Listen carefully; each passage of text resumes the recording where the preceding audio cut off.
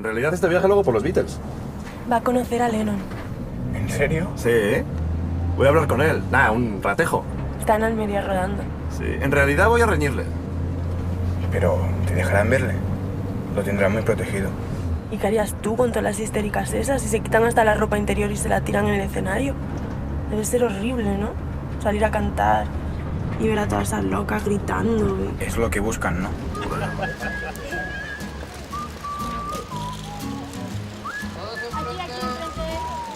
Vamos por aquí arriba. Aquí abajo, por favor. Dar una mano a alguien, se llama fácil. Ahí, venga. Venga. Abajo, por favor, un poquito. Gracias.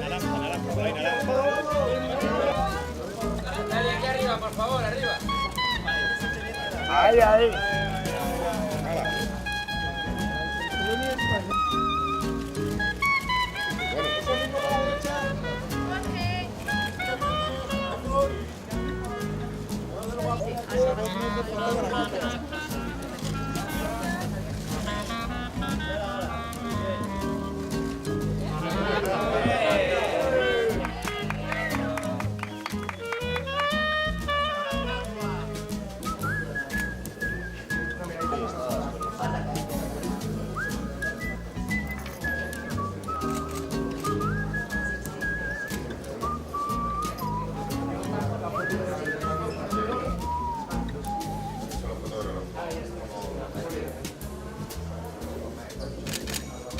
Muchas gracias.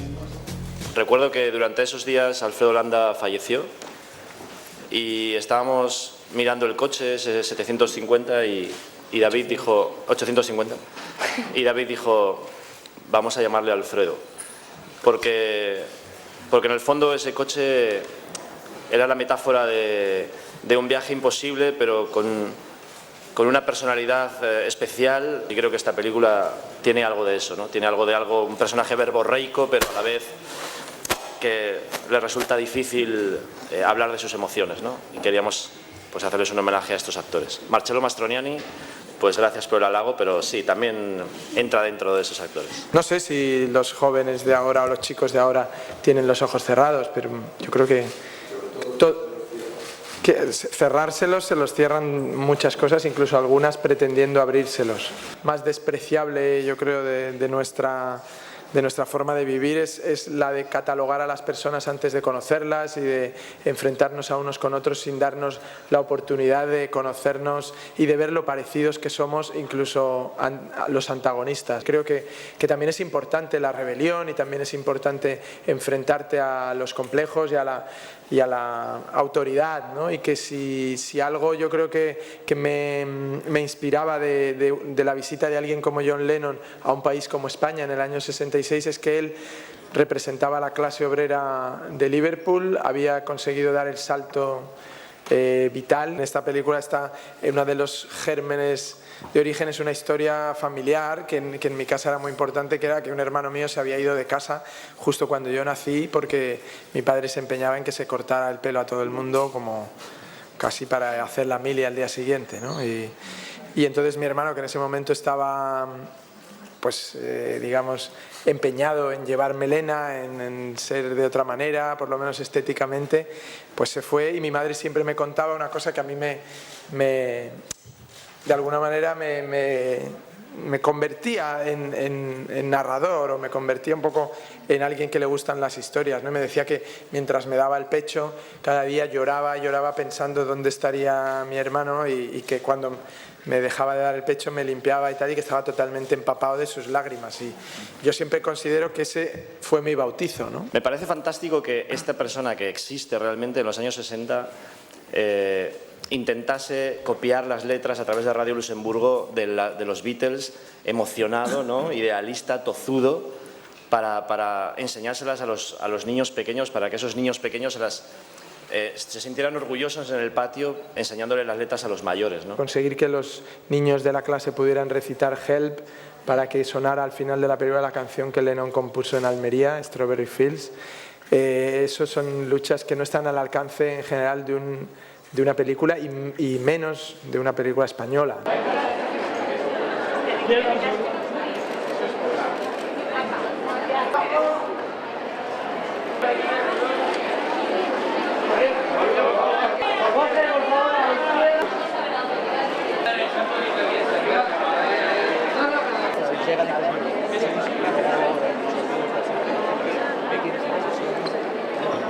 Bueno, yo te aseguro que no es lo que Lennon busca, ¿eh?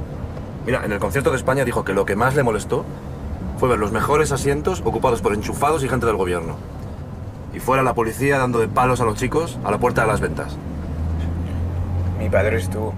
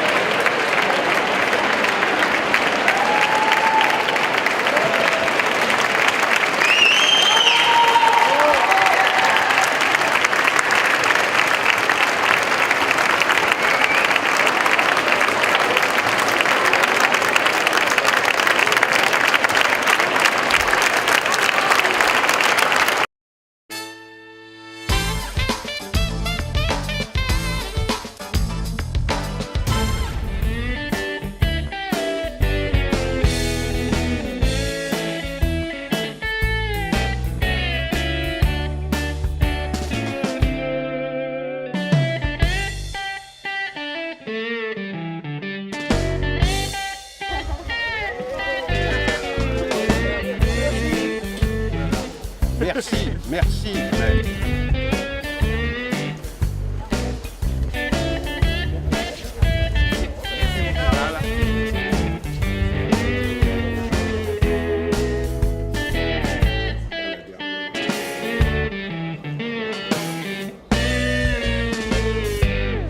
No, en absoluto. No he pensado en absoluto en James Cagney, salvo quizá en cuanto a la rapidez del caudal, de los diálogos, pero hay una diferencia ya para empezar de tamaño entre Thierry Lhermitte y Cagney, que era muy bajito. Sí que tengo en mente, ligeramente, sí que es cierto que había pensado en esa película de Billy Wilder, Pour le rythme. Bueno, sí que pensé sobre todo en cómo abordaba el tema político y en el ritmo con el que lo abordaba. Dominique de Villepin simplemente es el autor del más, bueno, el autor o la persona que pronunció el más bello discurso jamás pronunciado en las Naciones Unidas. Intérprete de uno de los momentos más formidables de la vida diplomática francesa. Así que, y así se ve en la película, es un hombre que se posiciona. Hay material suficiente y suficientemente sólido como para poder reflejar una actitud de la cual a veces uno se puede burlar. Es decir, podemos burlarnos de su conducta, de su comportamiento, de su forma de expresarse, de cómo ha creado un caos horrendo en su ministerio, pero nunca nos burlamos de sus acciones. Nunca. En la película nunca dirá que sus posicionamientos fuesen estúpidos, en absoluto. Quiero recordar que la película también es una comedia, Espero que el público pueda reír con la película y que perciban la ironía y el humor que tiene en su interior. La película también nos habla de todo eso, de cómo poco a poco, como una parte de los hombres políticos no hacen bien su trabajo y como los diputados franceses no hacen su trabajo y como los periodistas no hacen su trabajo, personas que sí que hacen su trabajo bien tienen, y esa es la opinión de Caillou en la película, tienen que simplificarlo todo. Se trataba de intentar encontrar equivalentes y de no copiar el cómic, pero así creo que hemos terminado por inventar ciertos elementos interesantes. Por fin, una comedia en donde los actores no van de cómicos, en donde interpretan con seriedad.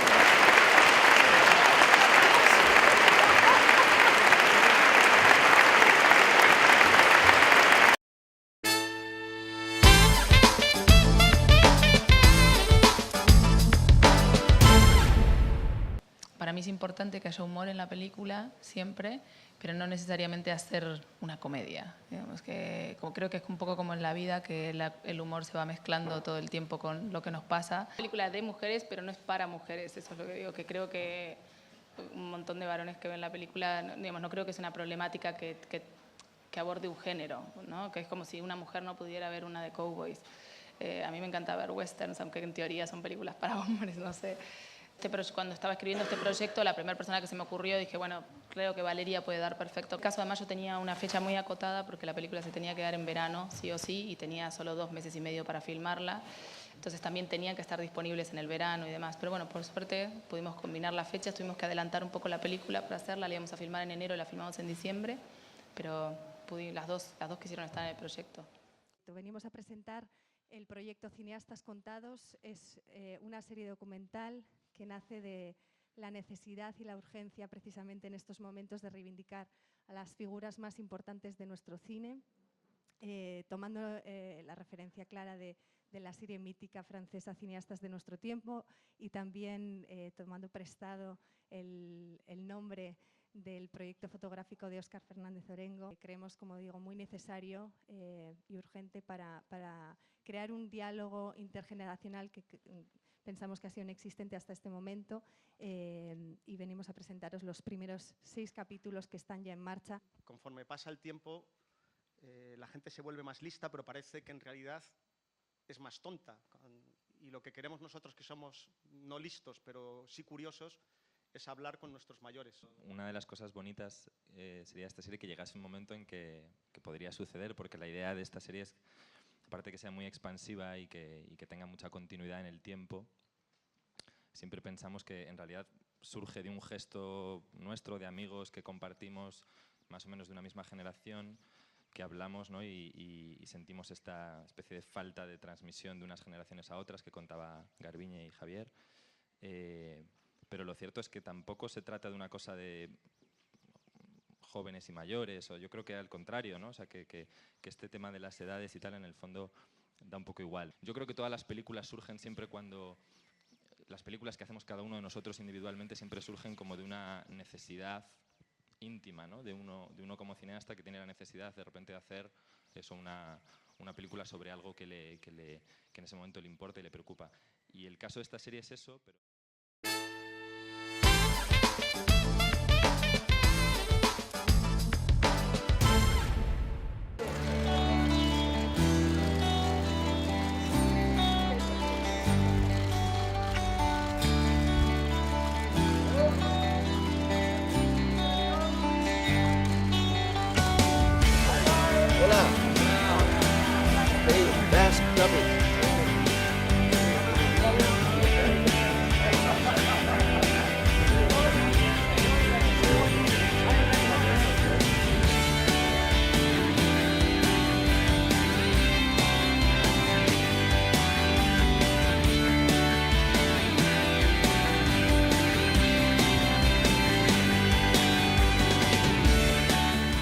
Estamos hablando de los conceptos de gran potencia. ¿Qué representa John Kennedy?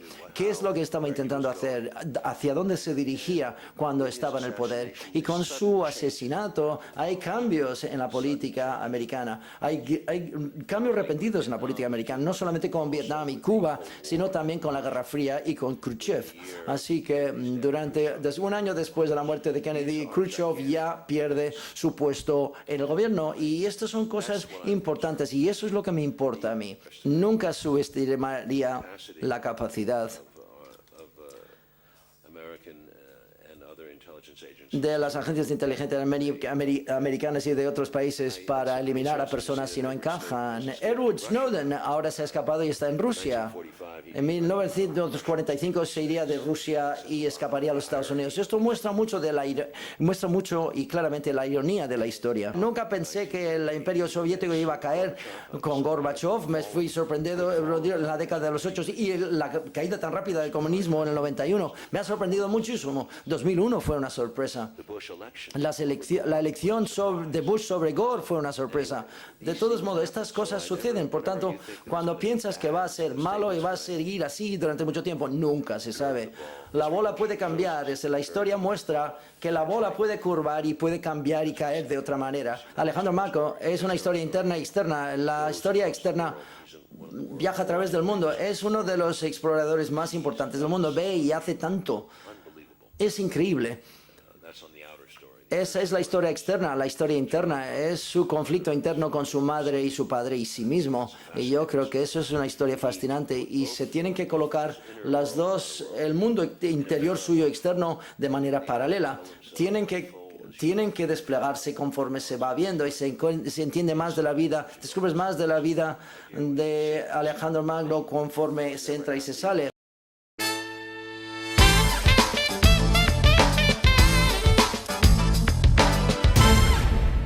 La gira duró 9 meses y nosotros estuvimos en Argentina, Uruguay, una primera fase, luego México y Perú en un segundo viaje y al tercero volvimos a Argentina y Chile, que es donde de hecho terminó, la gira empezó y terminó en Argentina. Conocí a Serrat en alguna de sus giras, le seguí en una gira que hizo en Argentina y en la primera gira de los dos pájaros de un tiro, también estuve con ellos en algún concierto en México. Una buena manera podía ser contar algunas pinceladas de la historia de América Latina a través de dos cantantes como ellos dos, donde yo creo que son, no sé si más importantes que en España, pero sin ninguna duda creo que el nivel de adaptación, yo creo que de integración en aquellos países, sobre todo en México, Argentina y Chile, es impresionante. Cuando digo a mis amigos europeos que tengo 5 caballos, se creen que soy millonario,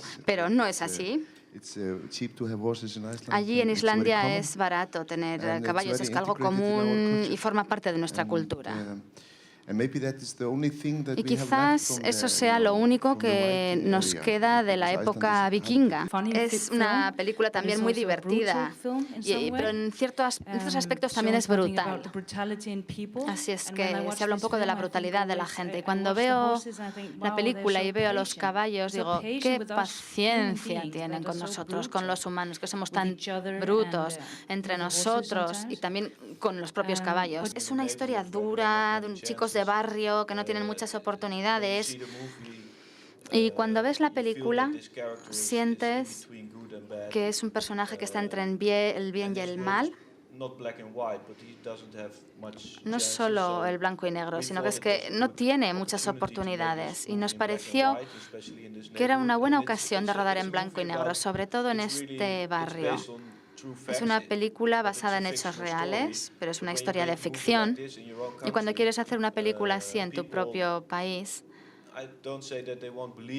no es que la gente no lo crea, pero te centras todavía más en la historia. Así no te dejas distraer por alguien con unos pantalones rosa chillón que pasan por un lado. No, estás centrado realmente en la historia, los colores no te distraen.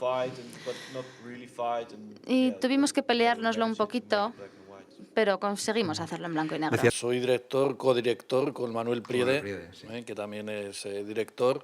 Y la verdad que sí, que hasta ahora no se había dado a conocer esta historia, ya que la familia pues la había mantenido siempre en secreto, ¿no?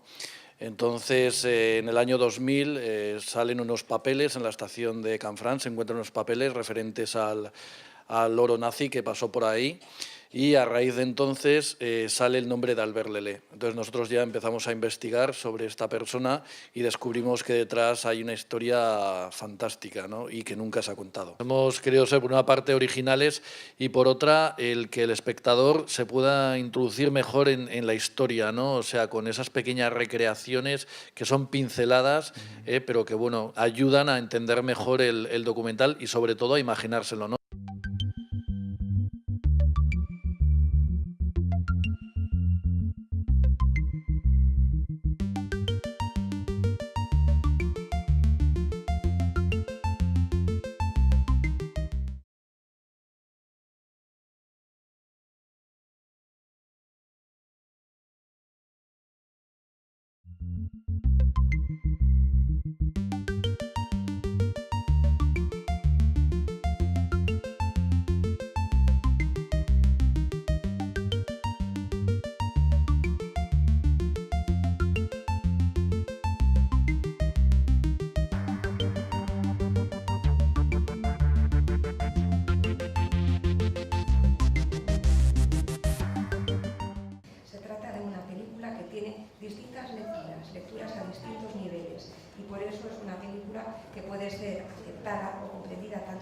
niños, pero también con los adultos. Precisamente si yo acepté hacerla, después de haber leído el guión de Annick Loret, fue porque tenía todos esos niveles y porque abarcaba muchas nociones diferentes, nociones metafísicas. I grew up loving Disney cartoons, and I still love Disney cartoons, but I believe that animation can be more than Disney and Pixar and DreamWorks. I know in Europe, adult animation is much more accepted than in America, and so I'm trying to break that wall, break through that wall for adults to love animation. We're finding now that there are alternative ways to make money on the films, such as independent cinemas and schools, universities, and especially the internet. I was afraid because of the popularity of Pixar and DreamWorks that traditional animation would disappear. But I found that, in fact, more styles of animation have flourished. Creo que hay una gran intención de hacer animación por las significaciones que puede tener y por las abstracciones que puede tener en relación a nuestro contexto social, que creo que encuentran en la animación no solo un medio, sino además, digamos, una expresión estética para terminar de contar ciertas cosas que con el cine de live action, el cine real o no sé cómo lo quieran llamar, no se podrían haber producido. Creo que inicialmente hay un escenario en Latinoamérica de tratar de hacer muy bien lo que en otros lugares están haciendo excelente con grandes recursos. Entonces siempre queda la pregunta de si ese es el camino adecuado. Proyectos como el nuestro lo que intentamos fue con gran precariedad tratar de proponer algo completamente nuevo.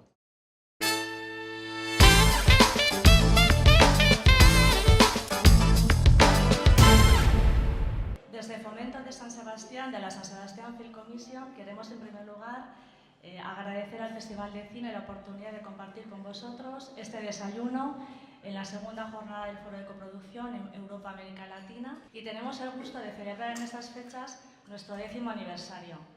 10 años en los que hemos tenido la suerte de poder apoyar películas, reportajes de publicidad, vídeos, documentales. Este año, por ejemplo, tenemos el gusto de poder llevar 5 películas al Festival de Cine, entre ellas, por ejemplo, Zipizape, el Club de la Canica, San Sebastián como un lugar de rodaje que, aunque es una ciudad pequeña, cumple un montón de diversidad de espacios donde se puede grabar, desde zonas litorales como la playa con su enclavado en su casco urbano, como espacios naturales Articucha o edificios tan singulares como el Museo de Santiago donde nos encontramos. Muchas gracias a todos. Que sean los...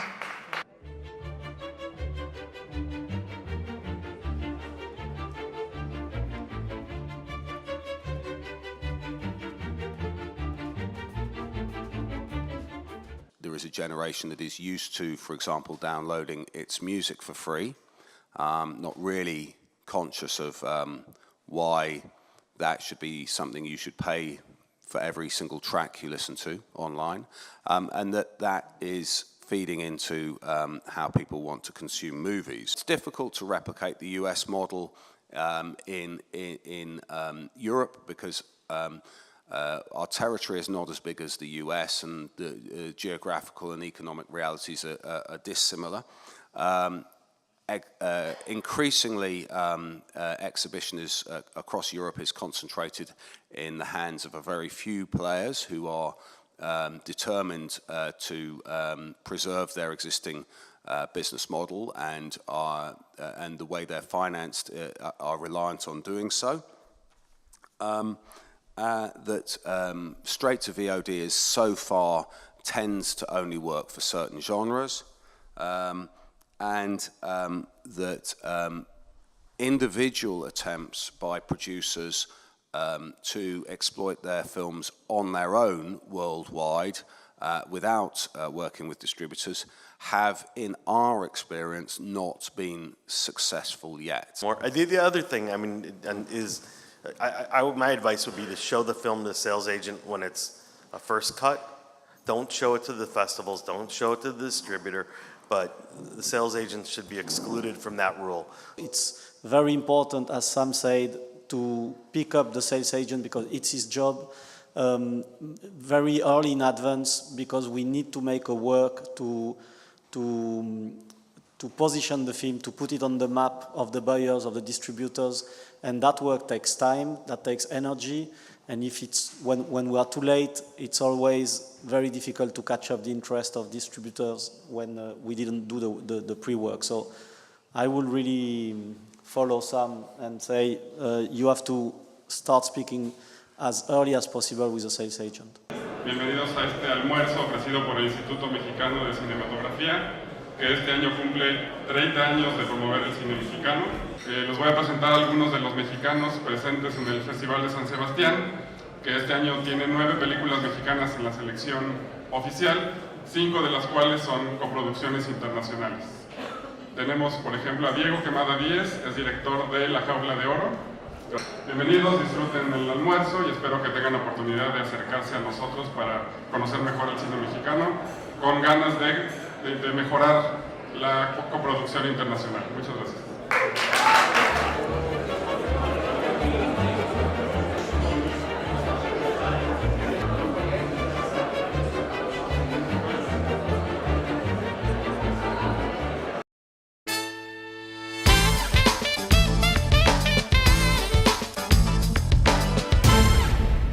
Thank you again, and thank you for staying.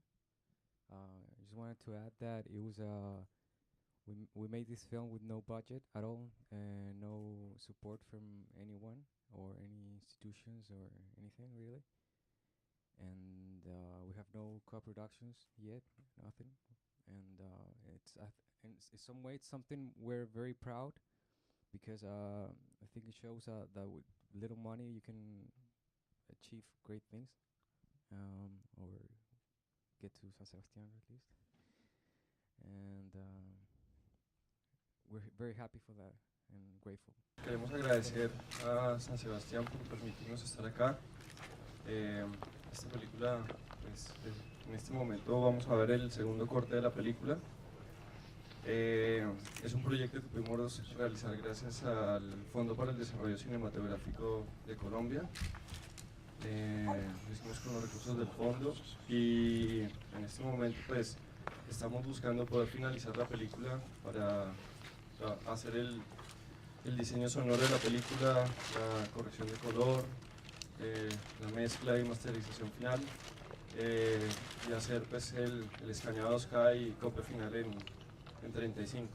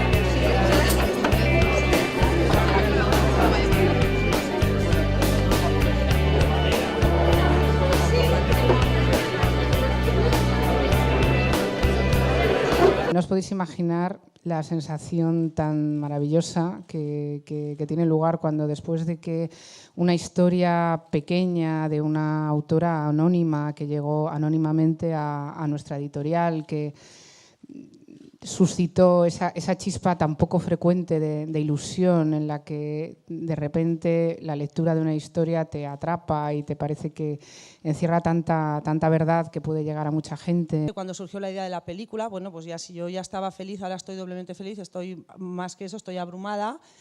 Aprovecho para dar las gracias, por supuesto, a Antena 3 Films, bueno, Mercedes está aquí, en representación también de Miquel Lejarza.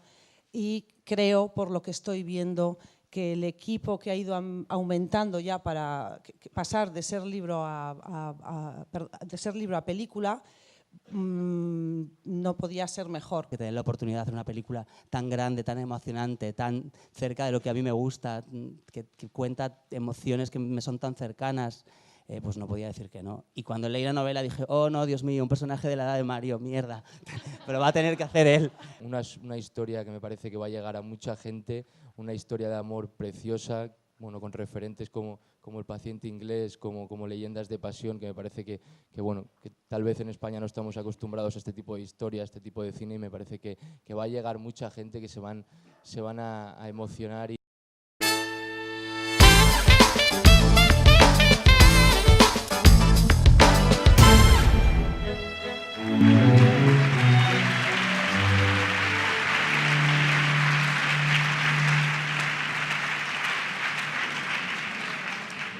Gabon guztioi, ongi etorri Euskal Zinemaren galara. Zorionak. Latante handiak osatu behar dugu. Eta badakizute, eta ez naiz luzatuko, ni hemenago, baino ni bakarrik ezin dute gauzak egin. Hasteko eskerrak eman Eduardori eta Baleukori, nigan jarri zuten konfiantzagatik, eta momentu zailo hauetan, zinea eta euskeraz egiteagatik noski.